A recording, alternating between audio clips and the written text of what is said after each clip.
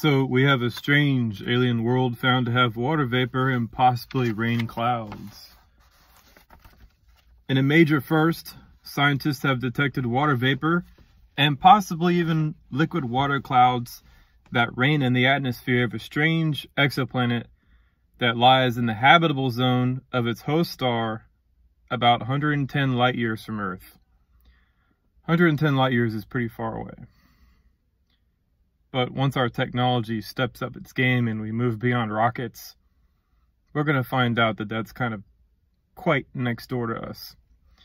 A new study focuses on K2-18 Bravo, an exoplanet discovered in 2015, orbits a red dwarf star close enough to receive about the same amount of radiation from its star as Earth does from our sun. It won't be as visibly bright, but it'll give just as much radiation, so I suppose that the actual surface of the star would be more red, I guess.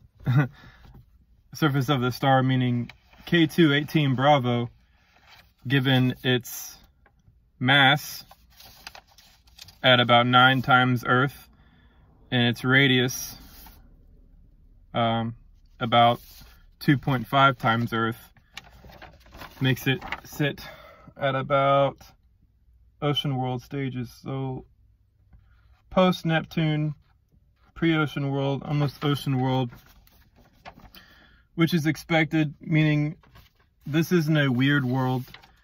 This isn't a strange world. This is a world that is going to be like the Earth. And this is a world where we can study and understand the closest to Earth as we have now. Neptune and Uranus are a bit less evolved than K2-18 Bravo, which is 110 light years from here. But this is really, really amazing. It's just going to get crazier.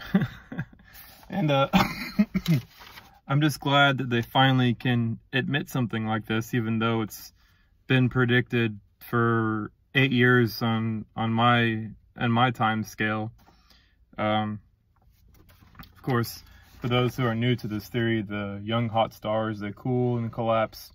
So the host, K2-18, the host red dwarf, is about right here.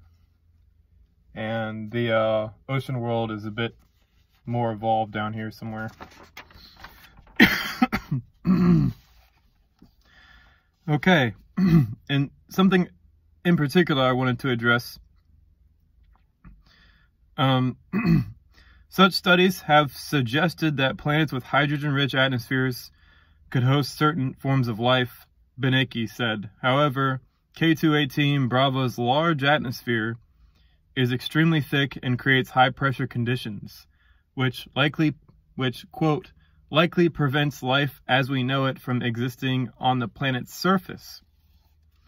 So while Benecki does not rule out the possibility that this exoplanet could, in theory, support some sort of life, there is, quote, certainly not some animal crawling around on this planet.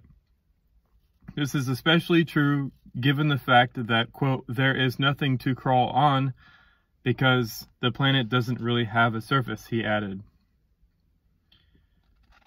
Well, that isn't a very good mentality to have, say, oh, well, there's no life. I mean, because there's no surface. And kind of painting objects in the galaxy, evolving stars, as only hosting life when they're in Earth's stage of evolution is very, very myopic. In this theory, the star evolves greatly to get to the point to where it forms life itself. It's not like an object moves into the habitable zone of a star and then life pops up. No, life forms inside the star as it evolves from more chaotic and hotter stages of evolution where the molecules are combining together over many hundreds of millions of years. This meaning, and I guarantee you this is true, it's just our technology is not advanced enough to see it. The ocean world stage which K2-18 Bravo is in, is currently forming the beginnings of life as we know it. Very simple organisms, very, very simple cells.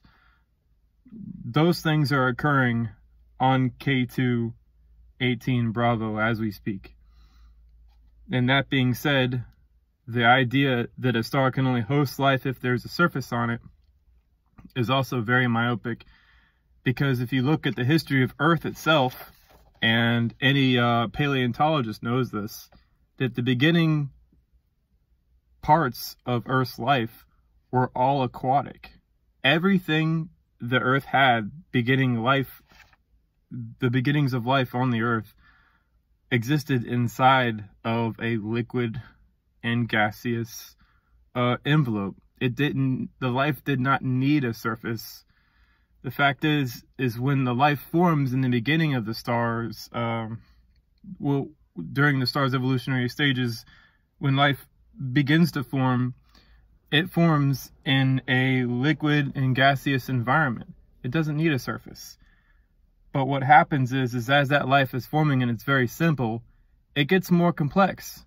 And as those oceans and thick atmosphere dissipate and a star loses a lot of its mass, those complex organisms start raining down, and eventually when those oceans start evaporating and the land is beginning to be exposed, then the life will evolve, and then evolve on the surface as the ocean is dissipating and evaporating away.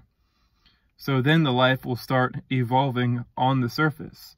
And that's basically what I think happened with plants.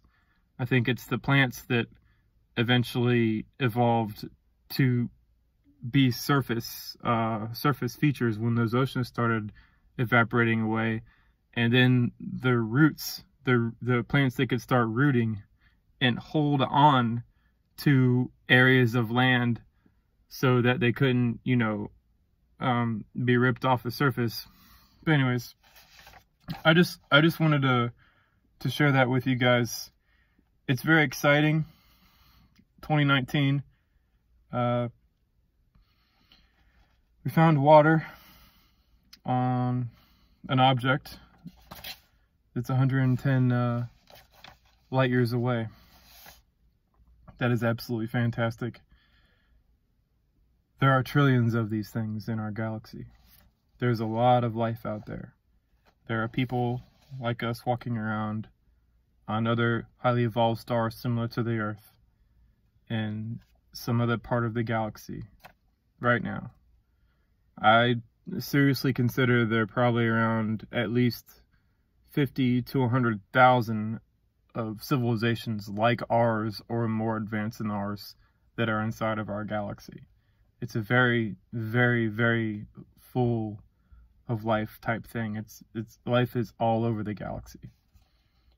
It's just unfortunate because the distances are so vast, and the ability for us to communicate at those vast distances is very limited from our perspective. But, if anybody's been keeping track of the news, the Pentagon has already, admitted that these things exist and they're visiting us. But things should get more interesting in the next few years. I'm excited.